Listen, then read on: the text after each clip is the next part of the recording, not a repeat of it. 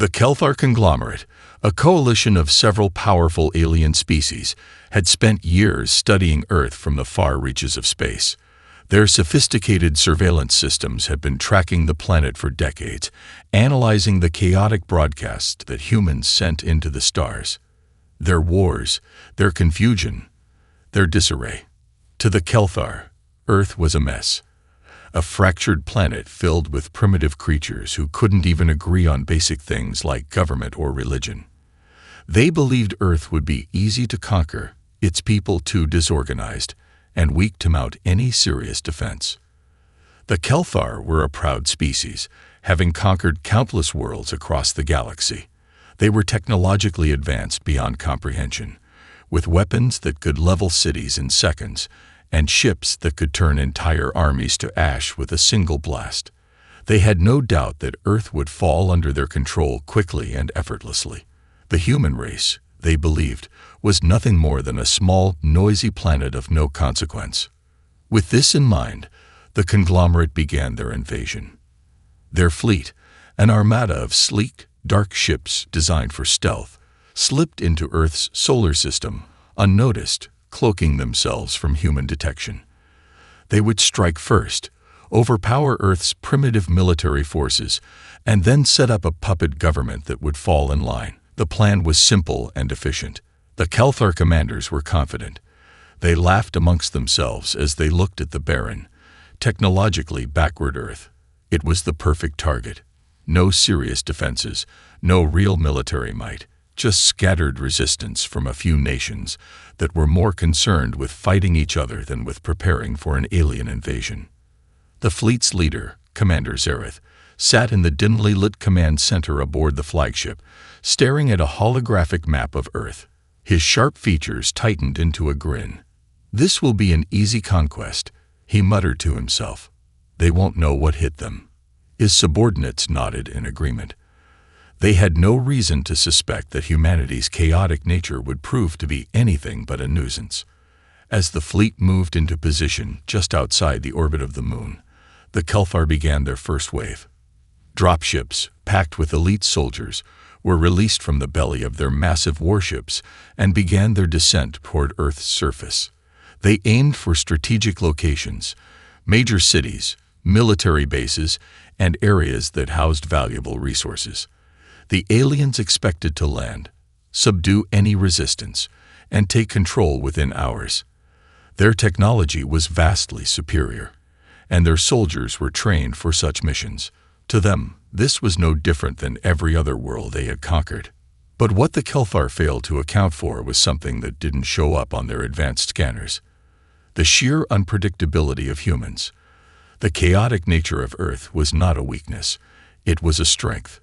While the aliens expected an easy path, the humans had already begun to notice something strange in the sky.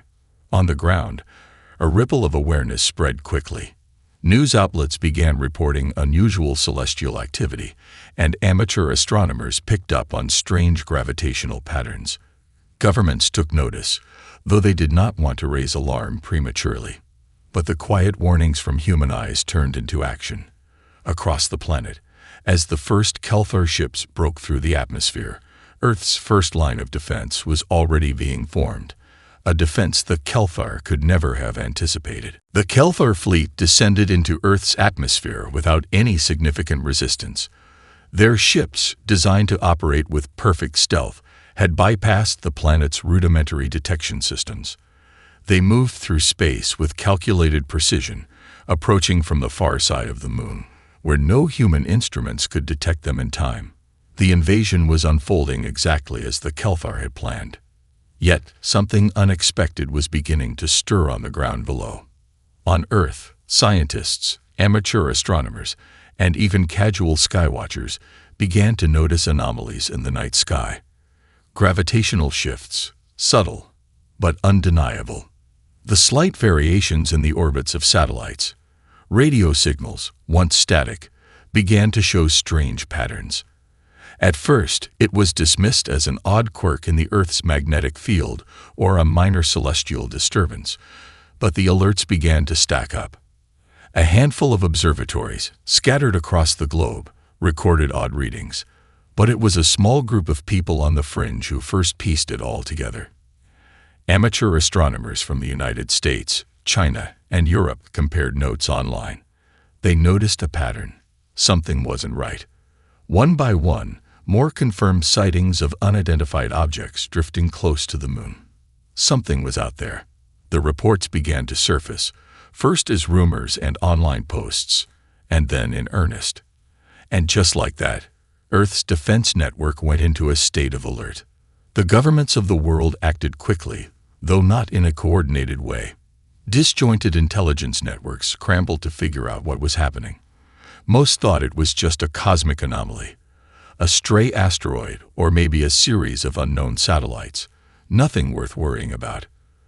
But the rumors spread fast, and more than one military base began to prepare for the worst. Satellite data from different nations began showing the same unsettling signs. Something was approaching, something big, something hostile. The Kelfar, confident in their superiority, dismissed these early warnings. The humans couldn't possibly be tracking them. Their technology wasn't anywhere near advanced enough to detect their ship's cloaking devices. The alien commanders scoffed at the idea of their secret approach being uncovered. But in the shadows, humanity's first true line of defense was quietly taking shape. As the first Kelfar dropships touched down on Earth's surface, expecting nothing more than a few token fights from poorly trained forces, they were met with an eerie silence. The streets in the areas of landing zones were deserted, eerily quiet. There was no immediate resistance. No soldiers, no civilians to meet them. It seemed like the humans had given up without a fight. For a moment, Commander Zareth allowed himself a smug smile. His victory seemed almost too easy. But then, in the blink of an eye, everything changed. From the abandoned buildings, from behind barricades and unseen alleys, the Kelfar soldiers were ambushed. Improvised explosives tore into their armor. Shrapnel rained down from nowhere, and the once pristine streets erupted into chaos. The dropships' landing zones were nothing more than death traps, with civilians who had taken up arms without hesitation. This wasn't some disorganized resistance. The humans fought back with an energy and ferocity the Kelfar had never anticipated.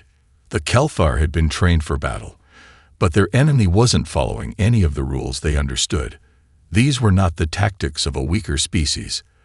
These were the strategies of a race that had been fighting itself for millennia, each battle forging its will to survive. The Kelfar were accustomed to battles where the outcome was preordained, where victory was a matter of overwhelming strength. But Earth's resistance wasn't just about strength. It was about adaptability. Commander Zareth's initial arrogance gave way to confusion. What are they doing? How are they doing this? He muttered under his breath. The humans were relentless, and they adapted faster than the Kelfar could regroup. Every alleyway became a trap. Every street corner held a sniper or a hidden device ready to disorient or destroy. As the Kelfar soldiers tried to regroup, they found themselves under siege, surrounded by a force they couldn't quite understand. In their arrogance, the invaders had underestimated humanity's true weapon, the ability to turn anything, from everyday objects to entire communities, into weapons of war. By the time the first dropship's wreckage was visible in the distance, the Kelfar commanders began to realize that their quiet invasion had turned into something far more complicated. Earth was not a helpless, disorganized world. It was a wild, unpredictable force, and humanity was not going to surrender without a fight. The Kelfar soldiers were used to rapid victories. They had expected to land, take control of the city centers, and quickly impose their will on Earth's scattered defenses. What they hadn't anticipated was the sheer unpredictability of the planet's inhabitants. As their landing ships settled onto the Earth's surface, the Kelfar were met with a strangely quiet environment. For the first few moments, everything seemed calm, as if the planet itself had surrendered.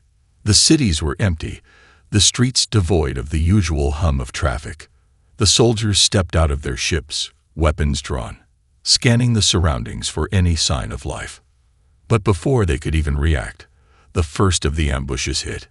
The air around them seemed to crackle with tension. from rooftops, from under manhole covers, from hidden doorways and alleyways. Explosions erupted. A barrage of homemade grenades and firebombs rained down on the Kelthar soldiers. The shock was immediate. The precision of the attacks was unlike anything the invaders had ever experienced. These weren't random attacks. These were carefully calculated strikes designed to disorient, to force the Kelthar into chaotic retreats. The Kelthar tried to return fire, but the humans had already melted back into the shadows, vanishing before the aliens could target them. There were no conventional armies to fight, no organized resistance. Instead, the humans had become one with their environment, using the very infrastructure of their cities as weapons. Barricades, abandoned vehicles, and twisted metal became makeshift fortresses. What the Kelthar had assumed was a desolate, easy-to-take city was now a deadly maze. "Where are they coming from?" one of the Kelthar soldiers shouted in confusion. The humans weren't following any standard tactics. They weren't even fighting like soldiers. They were civilians, farmers, workers, students, all acting with an eerie precision that defied the Kelthar's military training. The streets that had once seemed quiet were now alive with movement, and the Kelthar began to realize that they had underestimated the humans in a way they couldn't fix with firepower alone. The initial shock soon gave way to frustration. The Kelthar couldn't keep up with the guerrilla tactics. A soldier would be hit from an unseen sniper, then another group would be caught in a net of wires and explosives. Small groups of humans, some armed with nothing more than old rifles or homemade bombs, would appear out of nowhere, overwhelming the invaders with sheer unpredictability. Meanwhile, humans on the outskirts of the cities had already begun organizing. People who had once been ordinary civilians found themselves wielding anything they could get their hands on: crowbars, hammers, even kitchen knives. It was a world of disorder. But in that disorder, humanity had found its strength. In one of the larger cities, a Kelthar commander, watching from a high vantage point, began to understand the scale of the problem. They've turned their homes into battlegrounds. "They know every inch of this land," he said, his voice tinged with disbelief. "We've walked right into their hands." Back at their command center, Zareth slammed his fist against the control panel. "How can this be?" he demanded. "We have advanced technology. We are superior in every way." His subordinates, once equally sure of their victory, were now silent. One of them, a younger officer, spoke up hesitantly. "Commander, perhaps it's not their technology that's the problem. It's their unpredictability, their ability to adapt so quickly." Zareth glared at the officer. "Adapt? We have dealt with much more sophisticated species. They're nothing but ants to us." But the longer the battle raged on, the more Zareth realized just how wrong he had been. The Kelthar might have the superior weapons, but the humans had something else, something that no amount of advanced technology could match: the will to fight, to survive, and to outsmart any enemy that threatened their home. The Kelthar began to lose ground in every city they attempted to conquer. Their ships, once their greatest advantage, now became targets for human ingenuity. Locally crafted weapons, from homemade drones to magnetic pulse cannons, began to strike at the alien warships in orbit, forcing them to retreat from Earth's atmosphere. The invaders were not only fighting on the ground, they were losing their hold in space as well. With each passing day, the Kelthar realized the truth. They were not fighting a primitive species. They were fighting something far more dangerous. They were fighting humanity, and humanity had a way of turning every disadvantage into a weapon. The Kelthar had underestimated the human ability to adapt, and it was quickly becoming their greatest downfall. What had started as small, scattered resistance in urban areas soon evolved into a global counteroffensive that no alien commander had anticipated. While the Kelthar struggled to maintain order on the ground, humanity was learning at an astonishing rate. Each alien move was met with a human counter-move, more inventive and destructive than the last. It wasn't just military tactics that were evolving. It was the way humanity responded to every challenge. In every corner of the world, People who had never picked up a weapon were suddenly thrust into the chaos. Farmers used their knowledge of terrain to lay traps that confused and outmaneuvered the Kelfar. Engineers built crude yet effective anti-aircraft guns from scrap metal and salvaged alien technology. Even children, once playing games in the streets, now crafted makeshift drones that buzzed above alien soldiers, dropping explosives with terrifying accuracy. On the front lines, armies that had previously been scattered and fractured suddenly united. Once bitter enemies set aside old grudges to fight a common cause. Military generals who had spent their careers preparing for conventional warfare found themselves having to rethink everything they knew. They weren't fighting another army with a clear hierarchy and tactics. They were fighting against an enemy that refused to play by any set of rules. By now, the Kelfar had attempted to regroup, sending reinforcements and issuing orders to escalate their attacks.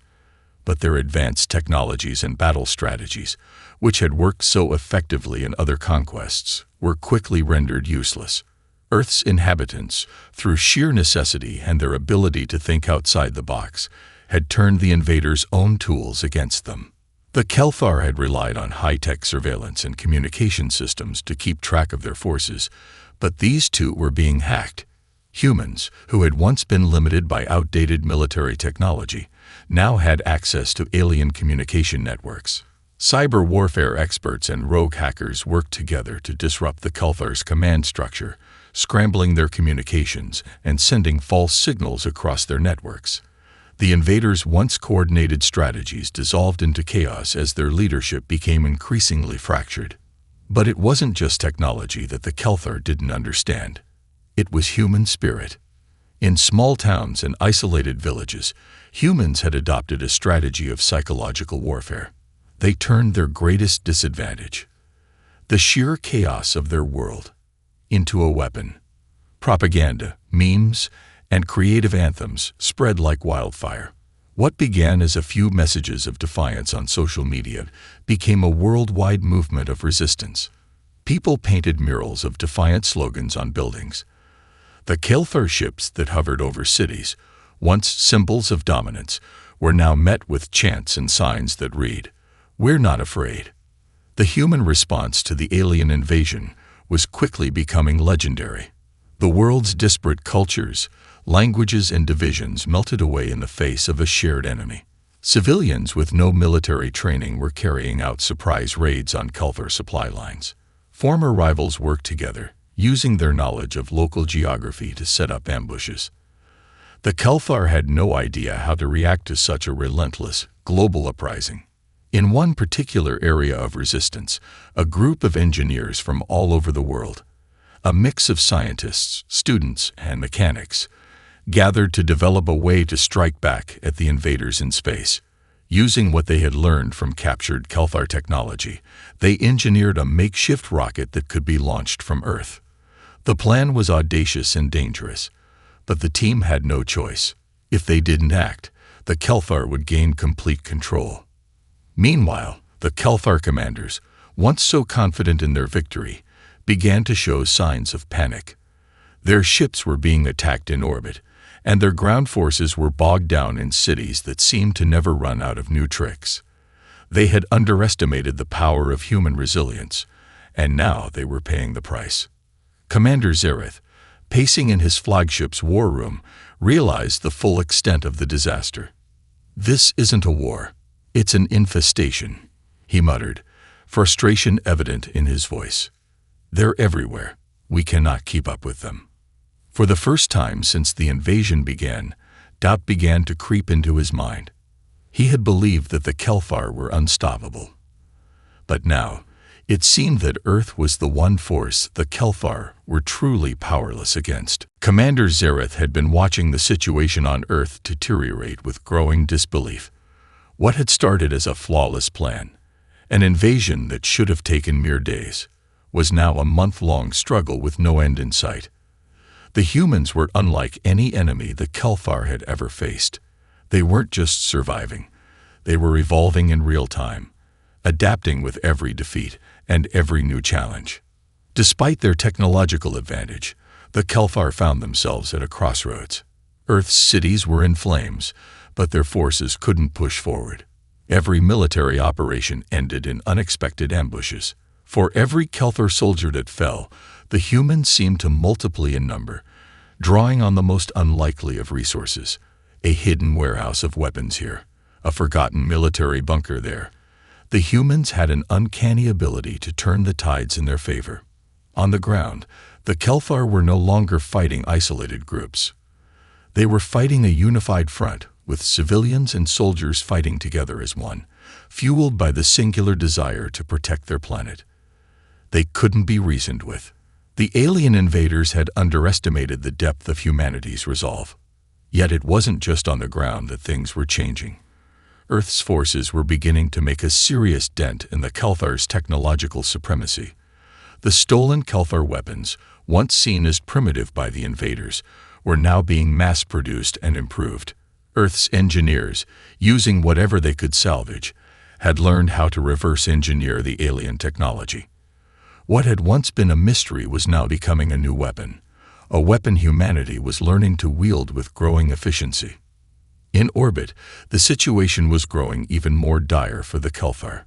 The humans had successfully launched their first counterattack. A rocket, equipped with a self-made warhead, aimed directly at the Kelthar's flagship. It was the first major strike that had come close to breaching their defenses, and it sent shockwaves through the Kelthar leadership. Zareth watched the blips on the control panel, his heart pounding as he saw the rocket trajectory. It was coming straight for them. "Activate shields," he commanded, but the warning came too late. The rocket collided with the edge of the flagship's outer defense grid, sending a violent shockwave through the entire fleet. Though the Kelthar shields were strong, the sheer force of the blast ruptured several key systems. Zareth's ship was temporarily disabled, leaving the flagship vulnerable for several precious moments. The shock of the attack reverberated throughout the Kelthar fleet, and several smaller ships were hit in the ensuing chaos. The humans had made their first significant breakthrough, a direct strike against their invaders' most powerful ship. The morale among the Kelthar soldiers and commanders was beginning to erode. They had always assumed that once the invasion began, the humans would fall in line, broken by their superior technology. Instead, the humans had shown that their greatest strength was their determination, their ability to evolve quickly, to adapt to changing conditions, and to fight back against what seemed like insurmountable odds. Meanwhile, on Earth's surface, every victory, every small success fed into the global sense of unity. People across the planet watched as their forces held their ground and pushed back the Kelthar. News outlets that had once broadcast terror now carried messages of hope and defiance. The resistance had taken a foothold. No longer were they just scattered, confused, and weak. They were organized, they were resourceful, and they were beginning to win. Humanity was rising to meet its greatest challenge. In a small, hidden command center deep in the mountains of the Swiss Alps, the leaders of Earth's surviving governments convened to form a new plan. Their priority was clear. Earth was not just defending itself anymore.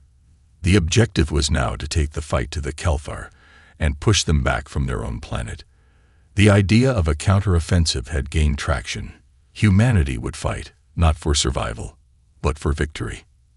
Zareth had no idea what he was up against.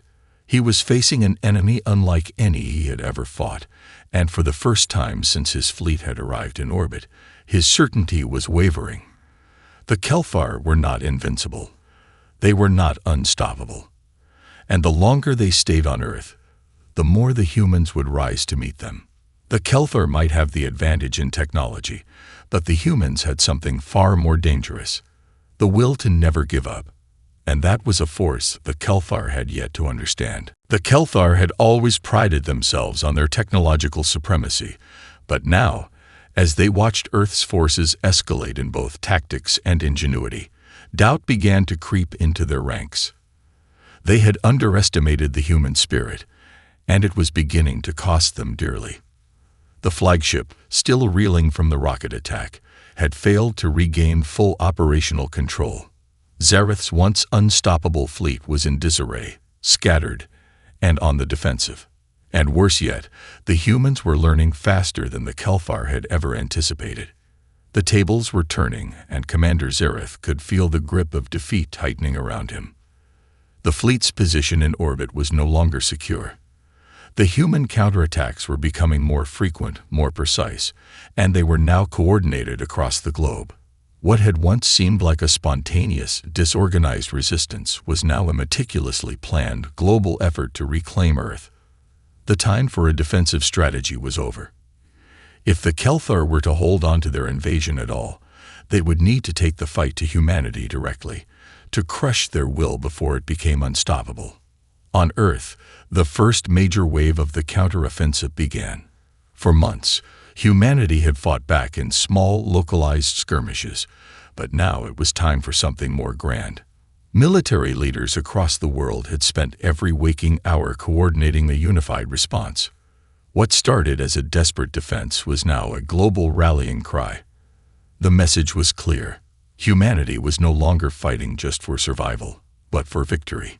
The United Nations, previously fractured and paralyzed by years of geopolitical tension, had been revitalized under the pressure of the alien invasion. Nations that had once been at odds were now standing shoulder to shoulder, pooling their resources, sharing intelligence, and organizing joint military operations. What the Kelthar had believed was a divided, disorganized planet was now a unified front, working as one to expel the invaders. The initial strategy was straightforward. While the humans had been clever with guerrilla warfare, it was clear that to decisively win, they needed to hit the Kelthar where it hurt: their command structure and their ships. The first step was to weaken the Kelthar's orbital superiority, using the anti-aircraft technologies that had been reverse-engineered from the captured alien tech. Earth's engineers had perfected the use of electromagnetic pulses, EMPs, and other homemade weapons that could disable the alien vessels in low orbit. The first strike came from a small, coordinated fleet of human-made crafts, using what had once been civilian cargo ships and private spacecraft. These ships, retrofitted with EMP weapons, slipped through the Kelthar's defenses, launching surprise attacks on the Kelthar's outer orbital platforms. It was a long shot, a desperate gamble, but it worked. The Kelthar had been too focused on ground-based attacks to anticipate such a strike, and now their control over Earth's skies was slipping away. Back on Earth's surface, the push for liberation began. Military forces were no longer limited to traditional armies. Entire populations, once civilians, now soldiers, were mobilized. Local militias and armed groups, which had previously only carried out minor skirmishes, were now joining the effort, armed with the knowledge that victory was possible. Humanity's technology was still vastly inferior to the Kelthar's, but they had learned to turn what they had into something deadly. The streets were no longer filled with the sounds of surrender. They rang with the sounds of counterattacks. Humans used their environment to their advantage. The cities, the forests, the mountains, all of it was a weapon against the invaders. Zareth watched in disbelief as his fleet was driven back from Earth's atmosphere, one strike at a time. The Kelthar had never expected humanity to organize in this way. This wasn't a race that collapsed under pressure, as so many other worlds had. This was something different. The more the Kelthar fought back, the more humanity rallied. Desperation began to set in. The Kelthar had lost several key orbital stations, and with each lost battle, their morale weakened. On the ground, the resistance was gaining strength in every city, every country. What had once been a handful of fighters now numbered in the millions, all working together toward one goal: the expulsion of the invaders. Commander Zareth, once confident of his eventual victory, now had to face the undeniable truth. Humanity was not just surviving. It was thriving in the face of the Kelthar's invasion. And that was something the Kelthar had never encountered before. The Kelthar's grip on Earth was slipping. What had once seemed like an inevitable victory now felt like an impossible dream. Commander Zareth paced in the command room of his damaged flagship, watching as the situation grew bleaker with every passing day. The Kelthar had underestimated humanity's ability to adapt, to rally together and to fight back with an intensity no alien force had ever faced. Now, as their supply lines were severed, their orbital platforms disabled, and their ground forces surrounded, the Kelfar knew they were losing the war. Zareth was no longer issuing orders with confidence. His once commanding voice now carried a tone of uncertainty. He watched helplessly as his fleet was driven farther and farther from Earth's orbit, Earth's forces coordinating attack after attack. The humans were no longer just responding to the invasion. They were pushing back, taking back territory, and striking deep into the heart of Kelfar command. On Earth, the atmosphere had changed. The unified resistance, which had once seemed like a disparate collection of guerrilla fighters, had evolved into a true military force. The human military forces had been reshaped by necessity, turning civilians into soldiers, engineers into weapons specialists, and ordinary people into leaders. This transformation was now reaching its peak. The final push had begun. Human forces launched a series of coordinated strikes that would change the course of the war. What had once been a patchwork of resistance now operated like a well-oiled machine. Their tactics were unpredictable, unconventional, and above all, relentless. The Kelfar could no longer rely on their technological superiority, as Earth's forces had learned to turn even the most basic tools into deadly weapons. Cities that were once occupied by Kelfar forces were now being liberated, one by one. In a bold and daring move, humanity initiated Operation Horizon, a full-scale attack aimed directly at the Kelfar's flagship and their remaining orbital stations. A fleet of human-made ships, many hastily constructed but reinforced with salvaged Kelfar technology, was launched into space, carrying everything humanity had learned from months of fighting. On the surface, Earth's armies pushed forward, gaining ground in cities and villages once thought lost. The alien forces, weakened and demoralized, began to fall back. The Kelfar had thought they were fighting a primitive species, but what they had failed to see was that humanity's true strength was not in their weapons, but in their unyielding will to survive, to protect their homes, and to never give up. In the middle of the chaos, one city, New York, became a symbol of humanity's resilience. Once an alien stronghold, it was now surrounded by waves of human forces, both military and civilian. The resistance fighters who had first been scattered in the early days of the invasion were now part of a unified front, taking the fight to the heart of the Kelfar's control. The streets were filled with the sounds of marching soldiers, the roar of tanks, and the defiant chants of people who refused to let their world be conquered. Zareth, from his flagship high above, saw the shift in real time. Earth's resistance was no longer a series of isolated incidents. It was a global uprising. The Kelfar's once imposing fleet was now under siege, and their command centers were beginning to crumble. Zareth's own flagship, the symbol of their power, was now a target. As the Kelfar forces retreated, Earth's leaders made their final play. They had one chance to push the Kelfar out of their orbit, to reclaim control of the skies, and bring an end to the war once and for all. Humanity's engineers, working day and night, had completed the final piece of the puzzle. A massive, human-built space weapon, the first of its kind, capable of crippling the Kelfar fleet once and for all. In the dark void of space, Earth's newly formed fleet, with the space weapon in tow, closed in on the Kelfar's flagship. The tension was unbearable. Zareth watched in horror as humanity's weapon activated. A beam of pure energy shot out from the Earth-based device, hitting the Kelfar flagship square in the center. The massive ship shuddered and erupted in a burst of light, its hull cracking under the force of the blast. The shockwave rippled through the Kelfar fleet, causing widespread panic as their ships began to disintegrate. The Kelfar forces, in disarray and completely unprepared for such a sudden and devastating strike, began to scatter. The momentum had shifted entirely. The humans had proven that they were not a defenseless species. They were a force that could adapt, innovate, and ultimately triumph over their invaders. Zareth, watching his fleet collapse around him, knew that the war was lost. Earth had won. The war was over. For the Kelfar, the cost had been devastating. Their fleet, once proud and formidable, had been scattered across the void of space, their flagship destroyed. The remaining invaders, shattered and broken, had no choice but to surrender. The humans had won. Earth had emerged victorious, not because of superior technology, but because of the one thing the Kelfar had failed to understand: the strength of human will.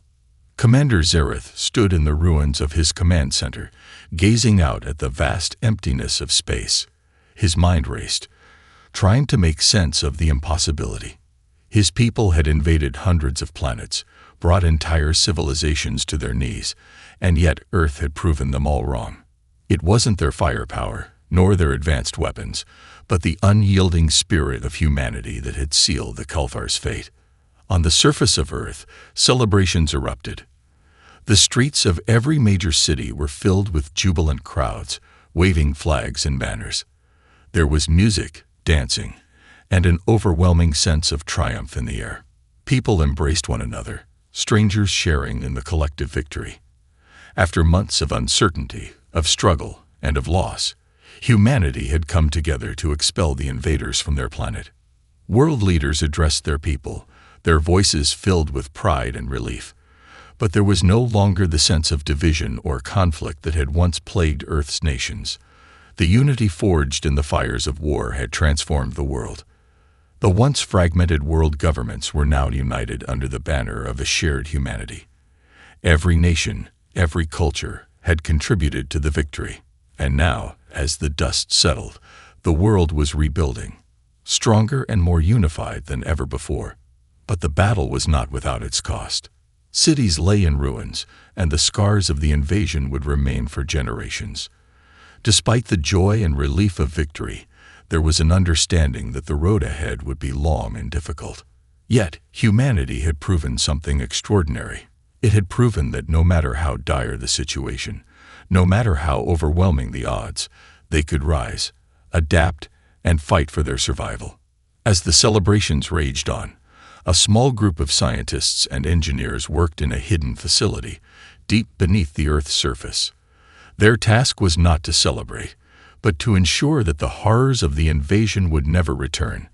They had been studying the remnants of Kelfar technology, learning from the very weapons that had once threatened humanity's existence. What they had discovered was both a source of hope and a new responsibility.